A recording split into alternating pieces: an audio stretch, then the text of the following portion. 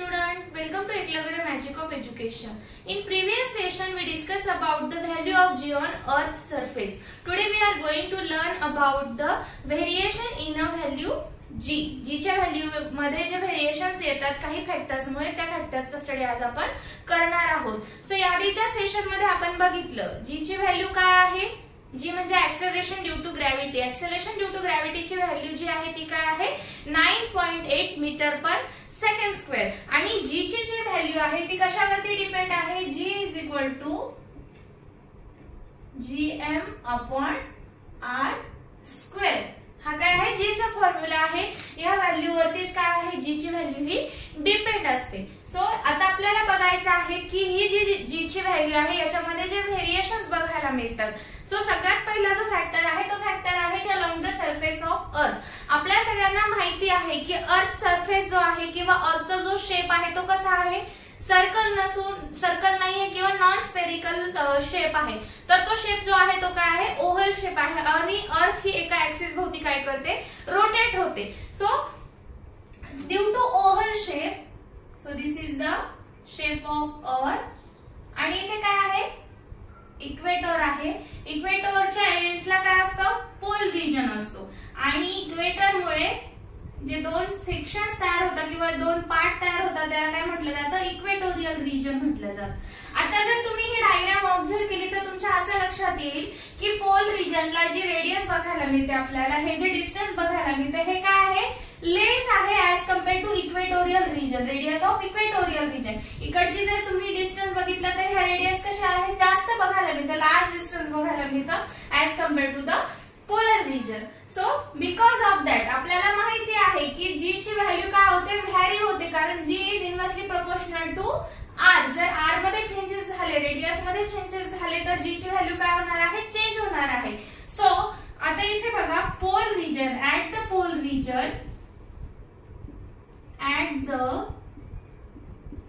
pole region.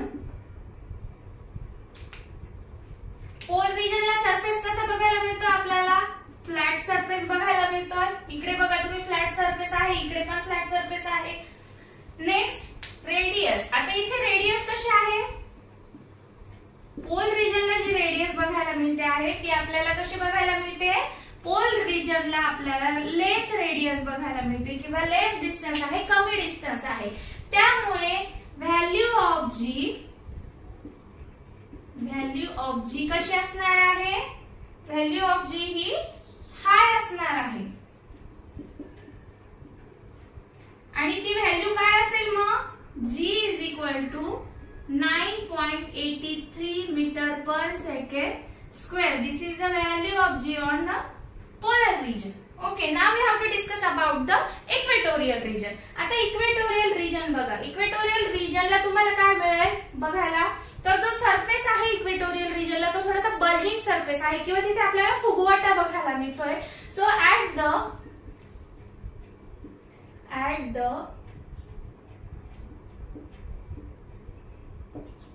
Equatorial region surface कसा आहे equatorial रिजनला बल्जिंग. ओके इक्वेटोरियल रिजनला जी रेडियस आहे ती रेडियस कशी आहे radius is high as compare to polar region. Polar region पेक्षा थोडीशी लार्ज बघायला मिळते रेडियस. आणि व्हॅल्यू ऑफ G जर रेडियस हाय असेल तर G काय असणार आहे लेस असणार आहे because that is the inversely proportional. So next is the G. मग G ची व्हॅल्यू काय आहे value of G is equal to 9.78 metre per second square. This is the value of G on equatorial region. आता बघा polar रिजनला G ची value किती आहे 9.83 मीटर पर सेकंड. इक्वेटोरियलला ती व्हॅल्यू किती आहे 9.78 मीटर पर सेकंड. हा जरी डिफरन्स जरी आपल्याला थोडासा कमी वाटत असेल पण तो डिफरन्स आहे त्या व्हॅल्यू काय आहे व्हेरी होतात चेंज होतात. सो यावरती तुम्हाला काय क्वेश्चन विचारले जाऊ शकतात तर तुम्हाला या टाइपचे क्वेश्चन विचारले जाऊ शकतात. जनरली यावरती 1 मार्क्सचे क्वेश्चन विचारले जातात की पोल रिजनला रेडियस कशी असते, हाय असते, लो असते, तिथला सरफेस कसा आहे, बल्जिंग सरफेस कुठे आहे, फ्लॅट सरफेस कुठे आहे, किंवा जीची व्हॅल्यू पोलर रिजनला किती असते किंवा इक्वेटोरियल रिजनला किती असते, किंवा ह्या ज्या व्हॅल्यू आहे तुम्हाला न्यूमेरिकल सॉल्व्ह करताना देखील काय लागू शकतात. सो ह्या व्हॅल्यू तुम्हाला लक्षात ठेवायच्या आहे आणि याचं एक्सप्लेनेशन देताना तुम्हाला हे सगळं काय करायचं आहे, राईट करायचं आहे. So second factor is a change with height. आता इथे आपल्याला काय करायचं आहे, एक ऑब्जेक्ट कन्सिडर करायचा आहे जो काय आहे अर्थ सरफेस पासून एका स्पेसिफिक हाईट वरती आहे आणि त्यामुळे काय व्हेरिएशन्स बघायला मिळतात हे आपल्याला बघायचं आहे. सो आता इथे बघा काय आहे, अर्थ आहे आणि ह्या अर्थ सरफेस पासून ऑब्जेक्ट एका स्पेसिफिक हाईट वरती आहे. इथे तो ऑब्जेक्ट आहे, ओके. आणि खाली बघा इथे काय असणार आहे, सेंटर असणार आहे, ही असणार आहे रेडियस आणि इथे काय आहे, एका स्पेसिफिक हाईट वरती तो ऑब्जेक्ट आहे. आता आपण बघितलं होतं जसा ऑब्जेक्ट अर्थ सरफेस पासून हाईट वरती जाणार आहे त्यामुळे काय होणार आहे, अर्थ ग्रॅव्हिटेशनल फोर्स काय होणार आहे, कमी कमी होत जाणार आहे जितकं तो हाईट वरती जाईल. आणि एका स्पेसिफिक हाईट नंतर ऍट द इन्फिनिटीला गेल्यावरती आधी काय होईल, याची व्हॅल्यू निगेटिव्ह होत जाईल जसं जसं तो अपसाइड जाणार आहे. आणि at the infinity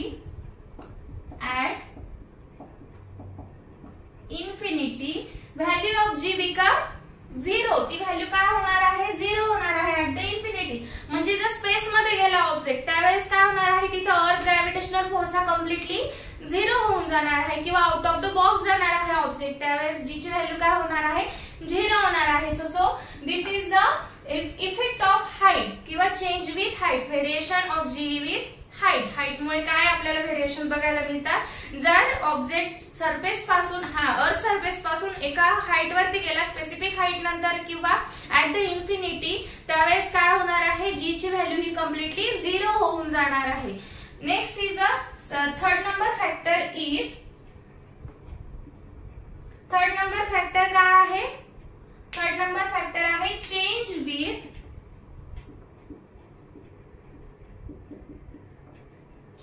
with depth.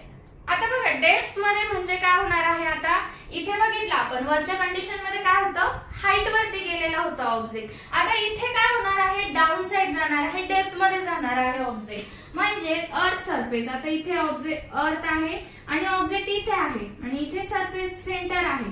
Object काय होणार आहे, डाऊन साइड येणार आहे, ओके.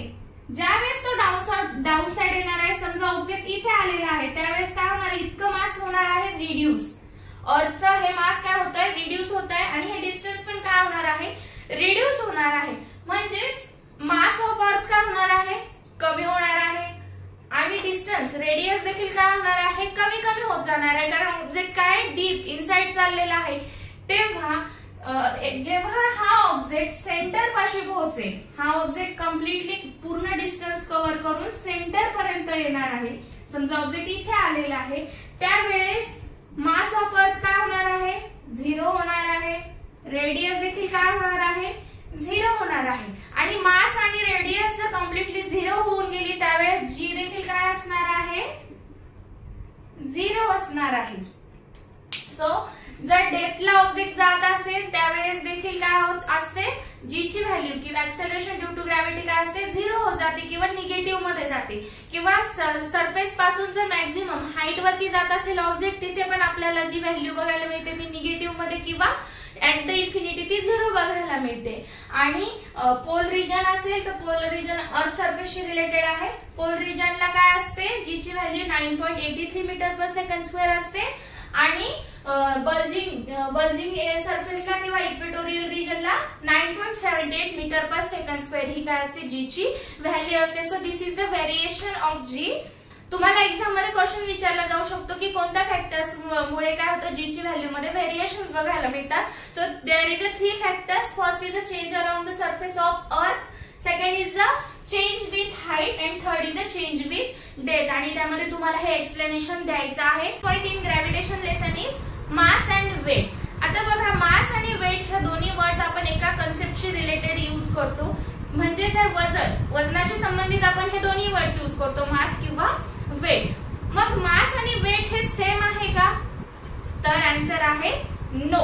मास आणि वेट हे कम्प्लिटली दोन सेपरेट कन्सेप्ट आहे. सो आता आपल्याला डिस्कस करायचं आहे मास आणि वेट. सो आपण याच्यामध्ये काय करूया, कंपॅरिझन घेऊया किंवा डिफरन्स बघूया, जेणेकरून तुम्हाला ते इझिली अंडरस्टँड होईल. So we have to discuss the mass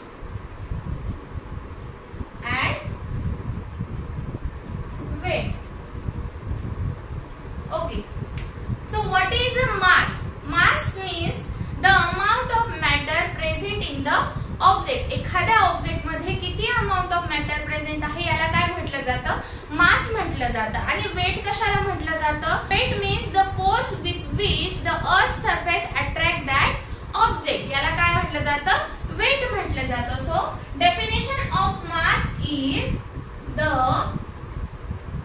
amount of matter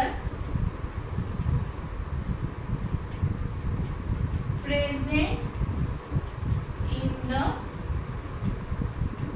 object, and weight means the force with which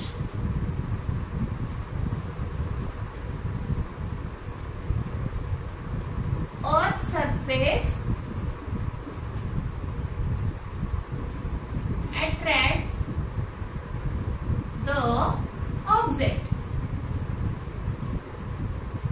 okay, हे काय झालं, डेफिनेशन झालं.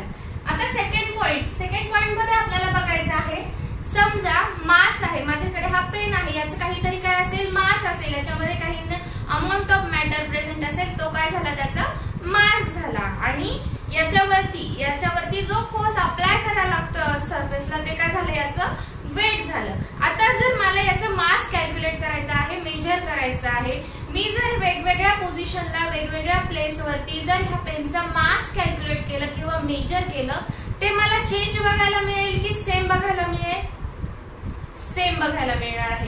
कारण याच्यामधला जो मॅटर आहे तो मॅटर चेंज होतोय का, नाही. समजा मी हा पेन इकडच्या साईडला ठेवला, इकडे ठेवला, तर याच्यामधलं जे मॅटर आहे ते मॅटर काय असणार आहे, कॉन्स्टंट असणार आहे. मॅटर चेंज होणार आहे का, नो. त्याच्यावरती डायरेक्शनचा इफेक्ट होतोय का, नाही. इथे जरी मी मास मेजर केलं, इकडे केलं तरी त्याचं मास काय असणार आहे, सेम असणार आहे. So mass of object is same everywhere. Mass of any object is same everywhere. Okay, now weight. आता weight शी रिलेटेड बघा, वेट काय असणार आहे. समजा आपण बघितलं जी ची व्हॅल्यू काय होते, प्रत्येक ठिकाणी चेंज होत आहे. जर आम्हाला वेट कॅल्क्युलेट करायचं आहे, वेट काय असणार आहे, वेट म्हणजे nothing but force. So weight आपण कसं कॅल्क्युलेट करू शकतो, वेट म्हणजे आपल्याला फोर्स कॅल्क्युलेट करायचं, mass of object and acceleration due to gravity.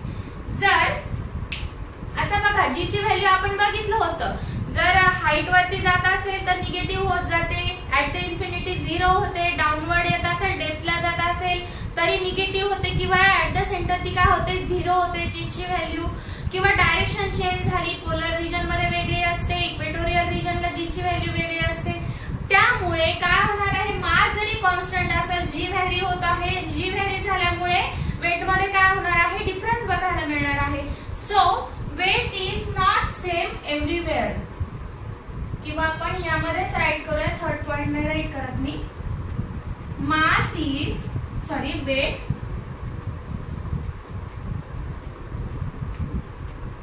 Weight is not same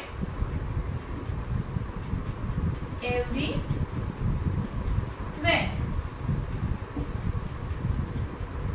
third point. आता ज्यावेळेस आपण मास रिलेटेड कन्सेप्ट बघा, ज्यावेळेस आपण मास मेजर करतो त्यावेळेस डिरेक्शनचा त्याच्यावरती काही इफेक्ट होतो का, आपण वेगवेगळ्या डिरेक्शनला मेजर केलं तरी मास मध्ये काही चेंजेस बघायला मिळतात का, आपल्याला नाही बघायला मिळत. सो याच्यामध्ये डायरेक्शनचा काहीही इफेक्ट होत नाही. त्यामुळे मास ही क्वांटिटी काय आहे, स्केलर क्वांटिटी आहे, scalar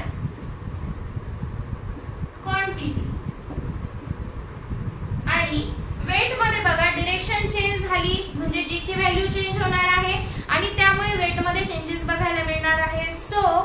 weight is a vector quantity, कारण यामध्ये काय होतं, डिरेक्शनचा इफेक्ट होतो. So that's why weight is a vector quantity. It is a mass. Mass कशामध्ये कॅल्क्युलेट केलं जातं? सो मास आपल्याला माहिती आहे, मास कशामध्ये मेजर केलं जातं? मास SI युनिट आहे kg अँड द फोर्स म्हणजेच वेटचं जे युनिट आहे ते कशामध्ये आपण करणार आहोत measure? SI unit is equal to Newton.